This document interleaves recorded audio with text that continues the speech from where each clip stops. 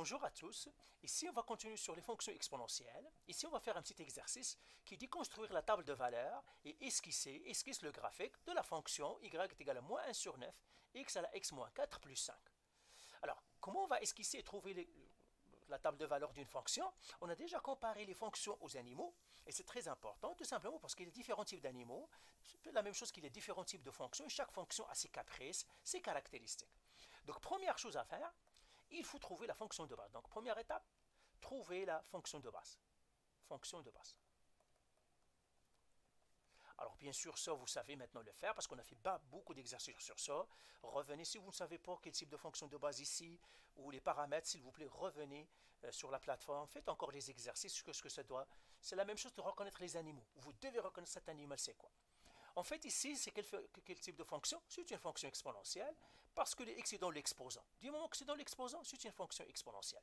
Donc, ma fonction de base, c'est y égale à une base, exposant x. C'est ça la fonction exponentielle. Il y a une base, exposant x. Qui est la base ici? C'est le 3. Eh bien, j'ai y est égal à 3 exposant x. Donc, première chose, c'est toujours, je dois reconnaître de quel type d'animal s'agit-il. Avec quoi je vais comparer cet animal-là? Eh bien, voilà, c'est un chat, par exemple, ou c'est une lionne. Les fonctions exponentielles, ce sont des lionnes. Donc, on doit comparer cette lionne-là avec une lionne normale. Deuxième étape maintenant, construire la table de valeurs. Construire la table de valeurs de la fonction de base. De la fonction de base. Pourquoi? Parce que je dois construire la table de valeurs de la fonction de base pour pouvoir construire la table de valeurs de l'animal que j'ai ici, qui est anormal, la lionne qui est anormale ici, parce qu'il est dit A, dit K, etc. Alors, comment on construit la table de valeurs d'une fonction de base pour une fonction exponentielle? Eh bien, on le sait, sinon revenez à aux vidéos précédentes. On a dit on va faire moins 2, moins 1, 0, 1, 2. Et on a asymptote horizontale, toujours on doit le mettre, y égale 0. Parce que c'est ça la table de valeurs, ou bien les informations que je dois connaître sur une fonction exponentielle. Et maintenant, je remplis ma table de valeurs. Remplir la table de valeurs, c'est tout simplement à la place du x, je mets le chiffre que j'ai ici dans le x et je remplis. Par exemple, 3 à la moins 2, ça me donnerait un neuvième. 3 à la moins 1, un tiers. Si vous ne savez pas comment remplir une table de valeurs, s'il vous plaît, revenez encore aux notes. Il y a des vidéos, il y a des exercices à faire jusqu'à ce que vous maîtrisiez comment faire chaque étape. 3 exposant 0, c'est 1. 3 exposant 1, c'est 3. 3 exposant 2, c'est 9. Ben voilà, j'ai construit ma table de valeurs. Et puis l'asymptote horizontale, c'est y égale 0. C'est une fonction exponentielle. C'est une lionne. Attention, il pourra vous manger, il pourra vous blesser si vous ne faites pas attention. Donc, il a une asymptote en quelque sorte. Il a de rocanine, une lionne. Maintenant, troisième étape. Sortir les paramètres. Sortir les paramètres. C'est quoi les paramètres?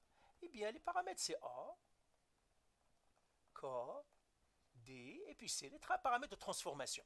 Ma fonction de base, c'est-à-dire ma fonction de base subit transformation, je dois sortir. Alors, ma fonction de base, c'est y est égal à moins 1 sur 9, 3 exposant x moins 4, plus 5. Alors, ça, c'est une fonction exponentielle. Vous devez savoir sortir les paramètres. Encore une fois, il y a beaucoup d'exercices qu'on a fait sur ça. Donc, le A ici, ça serait moins 1 sur 9.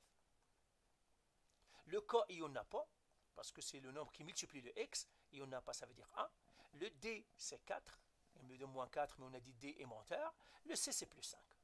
J'ai sorti mes paramètres. Maintenant, quatrième étape. Construire la table de valeurs. La table de valeurs en utilisant les paramètres ou bien les transformations. En utilisant les transformations. En utilisant les transformations.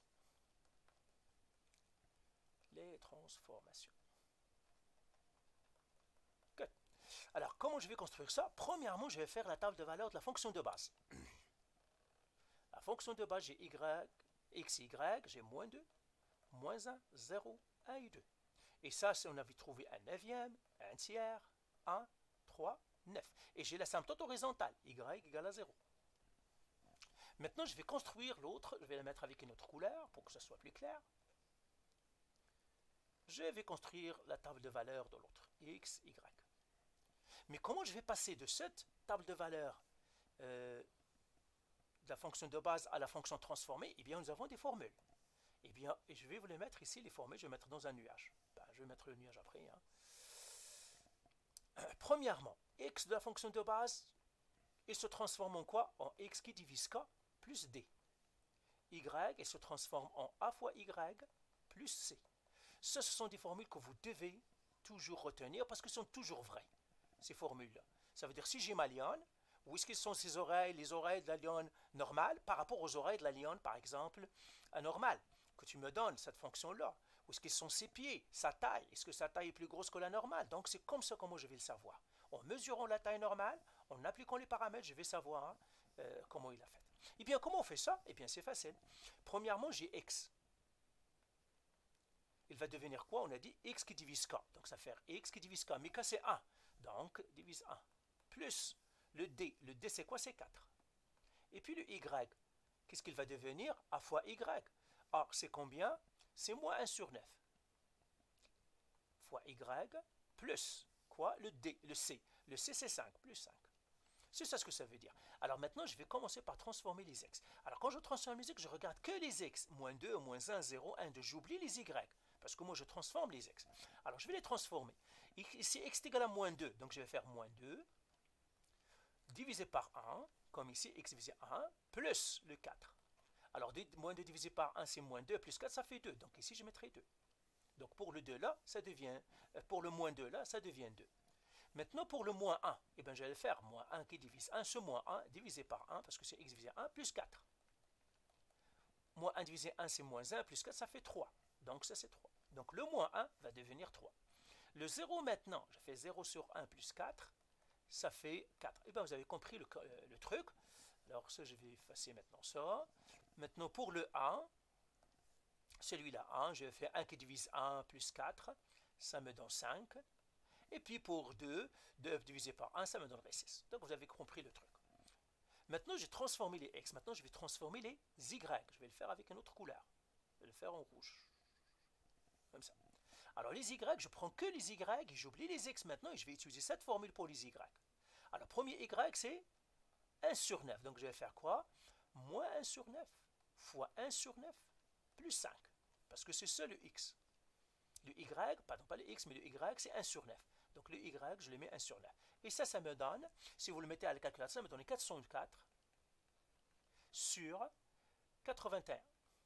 En nombre à virgule, ça me donne à peu près 4,99.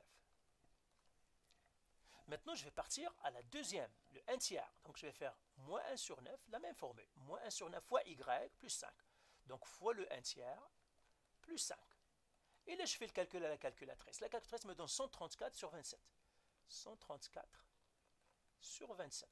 Ou bien en nombre à virgule, à peu près 4,86. Pourquoi les nombres à virgule? Parce que je dois tracer le graphique. Maintenant, je vais partir au 1.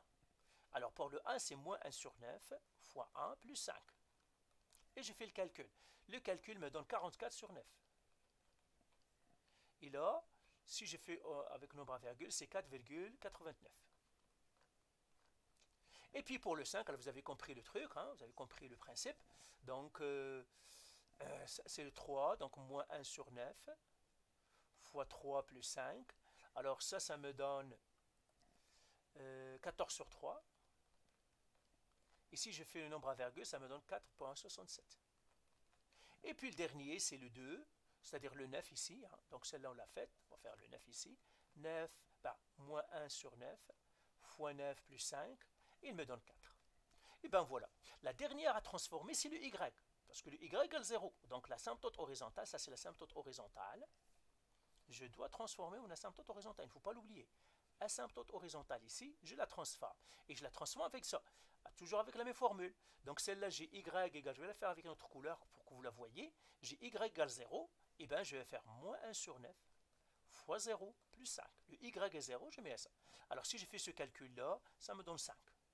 Donc l'asymptote horizontale, c'est y égale à 5. Très important de faire tout ça. Ben voilà, j'ai construit ma table de valeurs. Alors comment construire encore la table de valeurs? En utilisant les fonctions de transformation. Ça, vous devez les connaître par cœur, malheureusement. C'est comme ça comment vous devez savoir. C'est la même chose que vous devez savoir. Par exemple, partir d'Ottawa à Montréal, vous savez que vous devez prendre le train ou le bus ou tout. C'est la même chose. Comment vous allez vous transformer d'une situation à une autre, c'est ça ce que ça veut dire. Maintenant, je vais tracer le graphique. Première chose, je vais placer mon asymptote horizontal. Alors, voilà, je vais faire des bonds. Hein. Donc, je vais faire des bonds de 1. Alors, je vais prendre une couleur noire pour que ça s'apparaisse bien. Donc, 1, 2, 3, 4, 5. Ça, c'est ma table de valeurs. Alors là, ça, c'est, je prendrai ici 1, 2, 3, 4. Donc, ça, c'est 1, 2, 3, 4, 5. Moins 1, moins 2, moins 3, etc. Et maintenant, ça, c'est 0, bien sûr. Alors, j'ai 2, 4,99. Ah, je trace mon asymptote vertical. Horizontal, pardon. Mon asymptote horizontal, je vais la tracer en noir. Ou bien en bleu. J'aime beaucoup le bleu. Asymptote horizontal. Il est y est égal à 5, donc mon asymptote horizontal, il est là. C'est une asymptote qu'on ne doit pas traverser. C'est pour cela que c'est très important l'asymptote horizontale. Ça me dit qu'est-ce que je ne dois pas traverser. L'asymptote horizontale, c'est comme une rivière et toi, tu es en voiture. Tu ne peux pas t'approcher de la rivière, tu peux toujours te rapprocher, c'est-à-dire de plus en plus en plus, mais tu ne pourras jamais la toucher ou la traverser parce qu'une voiture ne peut pas rentrer dans l'eau en quelque sorte. Alors maintenant, pour 2, 4,99, donc vraiment c'est tout près de 2, c'est tout près du 5, c'est à peu près ici. Comme ça. Pour 3, 4,96, c'est un peu plus bas que celui que j'ai ici. Un petit peu plus bas. Pour 4, 4,89, encore un petit peu plus bas. Ça c'est pour 4. Donc j'ai fait quoi là? Attendez. J'ai fait 2,